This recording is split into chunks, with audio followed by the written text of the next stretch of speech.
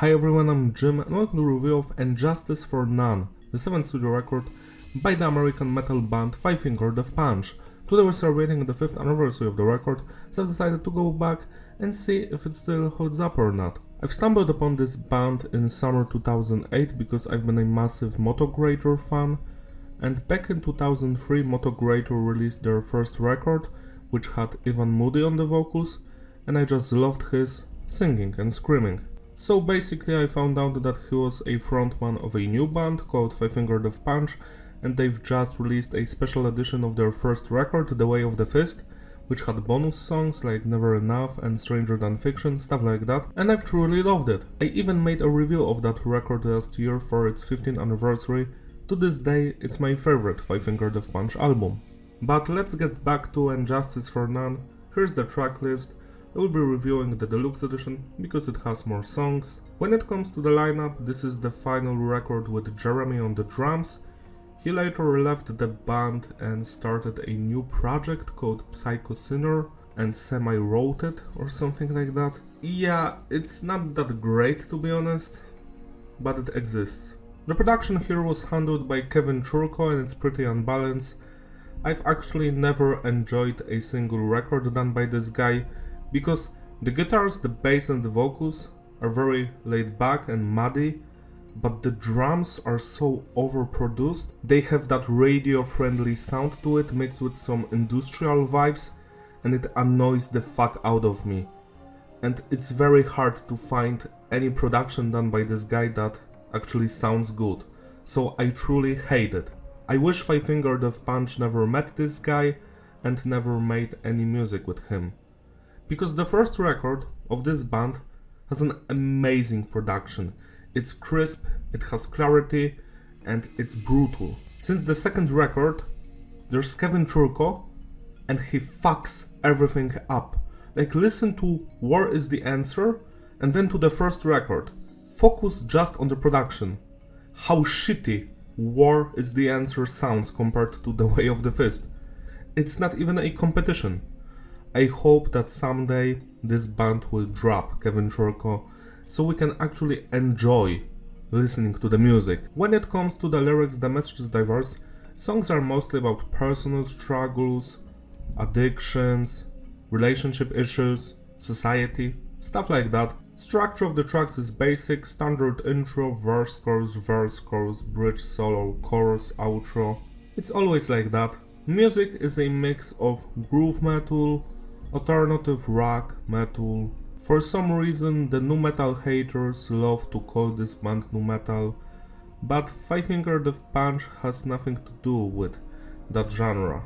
This doesn't sound like Korn, Slipknot, Limp Bizkit, Linkin Park like at all. They only do it because Ivan was in Motogrator and that band was nu metal. Sure, some of the singing here and there is reminiscent of his work with Motogrator, but most of it has a different kind of vibe, even kinda country based in some parts, and the music is just groove and alt stuff.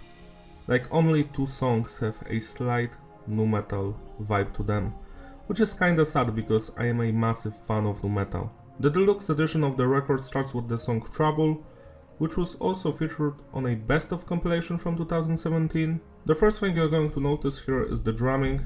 Jeremy was a pretty stellar drummer. He can play it slow, he can play it fast, he can do it all. I especially enjoy his double bass work. What I'm trying to say is that the drumming is great throughout the entire thing. Next is the bass. It's not that audible and it mostly follows the guitars. Then we've got the guitars. They have that crunchy classic style of Five Finger Death Punch music. There is a reason why this band became famous, and it's because Zoltan has his own guitar style. Like, you always know that it's him. The guitar solos are also always interesting and beautiful, and some of the more melodic guitar approach, well, some of it works, some of it is not for me. Finally, we've got the vocals by Ivan or Ivan. Most of his singing here is very nice, but some of it has that pop flavor to it, which I truly cannot stand. In the past it was kinda different. like he didn't have it in Moto Greater or on the first record by this band. I guess that's what happens when you want to have your songs on the radio. You start singing like that. It's not for me. And when it comes to screaming and growling, it always sounds great. This song, Trouble, is one of the highlights here. I truly enjoy its atmosphere, the overall sound, and especially the chorus is beautiful and memorable. Great song, 8 out of 10. Fake starts the standard edition of the record, and the lyrics here are directed towards the music label Prospect Park. There was some conflict between those parties, and now Five Finger has a new label. This song is actually not that great compared to Trouble, it's laughable. It's supposed to be heavy, but it just sounds like a filler track. There are no memorable hooks here. The vocals aren't that great compared to the previous song. Some of the guitar riffs are nice, but that's it. It's just a decent song, nothing special, nothing bad. 6 out of 10, top of the world. Now here I truly enjoy the verses, the guitar riffs, the drumming, the bass sound, everything. But the chorus is garbage, I just cannot stand it. The singing in the chorus annoys the fuck out of me. Also the lyrics aren't that great, they're kinda cringy. Overall this is just a average song. Could have been better if the chorus was fun, but it's not. 5 out of 10. Champagne was released as a single with a music video. Now this song has really interesting lyrics, and that's basically the only thing interesting about this song, because the music isn't that great, the vocals kinda annoy me. This is not a great song, like at all. But the lyrics are honest, and I appreciate them. 5 out of 10. Blue on Black is Kenny's Wayne Shepherd's cover. There are two versions of this one. The single one, which was released a year later, has some guest vocalists and Brian May of Queen doing the guitar solos. Here, these people are not present. And what can I say? This is more of a country rock song. It's not my kind of music. I just don't enjoy it. There's nothing wrong with it. I'm sure many people love it. It's just not for me. 5 out of 10. Fire in the Hole. Finally, we have a great song. I love the instrumental work here, the energy behind the drumming and the guitar work. Some of the vocals are not for me, you know that oh in the verses or the pre-chorus, but the chorus is so goddamn good. When you hear the chorus of this song, you are reminded of the first Five Finger Death Punch album. 9 out of 10. I Refuse is the worst song on this record, period. It's just some mainstream pop garbage for the radio. The lyrics are good, but everything else is not. I cannot stand this shit. 3 out of 10. It Doesn't Matter is my favorite song on this record. It truly has the vibe of the first two albums by this band. It's heavy, it's straight to the point. The singing is beautiful, the screaming is great. There is nothing wrong with this one. I highly recommend listening to it. 10 out of 10. When the Seasons Change is one of the singles that had a music video, and this one is much more mellow and I would say melodic even. I truly enjoy this song because of the vocals. The vocals are great here. The music could have been better. 7 out of 10. Stuck in My Ways. Now this song kinda reminds me of Moto Greater in some parts. The vocals, they have that vibe. And I must say that this is also one of the highlights. I truly enjoyed listening to this song. 8 out of 10. Rock Bottom is supposed to be a very heavy song, but the lyrics are kinda repetitive. This one could have been better. They could have worked on it a little bit more. It's just decent. 6 out of 10. Gone Away is the Offspring's cover, and I just don't enjoy it. I think it's unnecessary. The original is already great. This one is just slow and boring. It's tedious listening to this thing. Average stuff. 5 out of 10. Bloody. Now this is one of the songs with Stuck in My Ways that has a little bit of a nu metal atmosphere. Here you can hear that in the guitar riffs. They have a slight Korn influences here and there. I truly enjoy the instrumental work here and the vocals. It's a good song. 7 out of 10.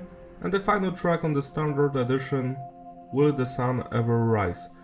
Now this one has a great instrumental work, but some of the vocals are not for me. but it is epic. It has that quality to it, like it's supposed to end the record. It works. 6 out of 10. And now we've got 2 bonus tracks on the deluxe edition. The first one is called Bad Seed, and I truly enjoyed the music here. It's heavy, it's straight to the point, with the guitar melodies. The vocals could have been better. Some of the vocal melodies here and there are awful, and some of them are truly wonderful. 6 out of 10. And the final song, Save Your Breath. Now this one kinda annoys me because I love the instrumental work. Some of the guitar riffs here, very memorable, but the vocals are, well, they are not good. It's like the vocal melodies do not sync up with the music. They don't fit at all. If this song was completely reworked with some different vocal patterns, I feel like it could have been a banger, but it's sadly not. 5 out of 10. To sum it up, the consistency is various and the flow is disrupted. Replayability, yeah, it's a decent record. I enjoy most of the songs here. Some of them do not work at all, like I Refuse or Blue on Black and Champagne. At least I don't enjoy this stuff. But there are some bangers here, like It Doesn't Matter, Fire in the Hole, Trouble, Stuck in My Ways, When the Seasons Change, Bloody. I highly recommend listening to those songs. I am actually not disappointed with this music at all because I knew that after Five Fingers started working with Kevin Churko, the music would change for the worse, and it did. I just hope that someday they will work without him so the music and the vocals can be better. Like an example of that is Papa Roach and Disturbed. The moment they stopped working with Kevin Churko, the music and the vocals got better. Like, wow, nice. That's all from me. Celebrate and rest by spinning this record today. It deserves your love and attention. Thank you for watching. Don't forget to like and subscribe. Follow me on my Instagram, it's in the description. I will see you in my other videos. Bye!